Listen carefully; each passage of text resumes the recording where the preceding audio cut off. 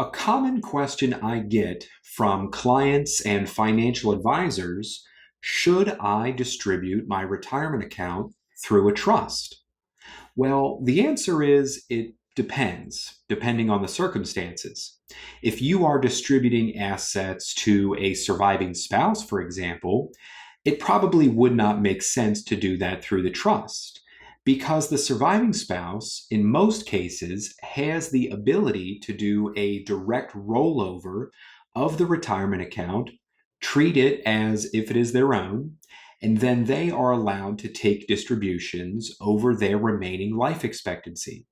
In this scenario, it is most beneficial to simply name your surviving spouse as the 100% primary beneficiary as an individual person on the beneficiary designation form for the retirement account.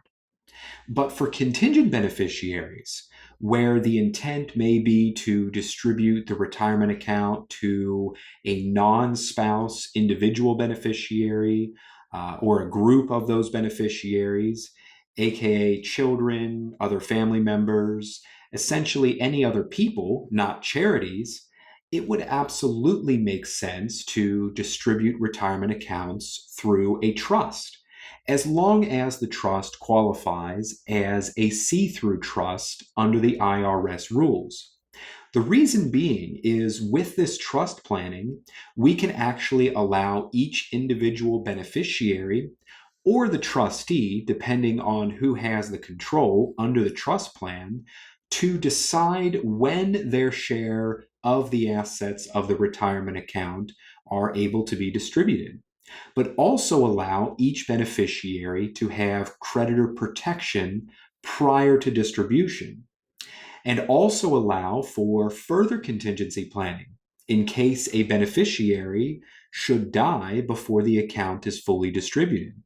So, with this type of planning, it allows for flexibility and asset protection. Another goal of the see-through trust is to allow each individual beneficiary to receive their portion of the inherited retirement account and still have the full 10-year rule apply under the Secure Act. The entire inherited retirement account under this rule must be withdrawn within 10 years of the retirement account owner's death. All of the withdrawals would be taxed at ordinary income tax rates to the beneficiaries at their tax rates when they receive the distributions. So there is a tax advantage to this type of trust planning as well.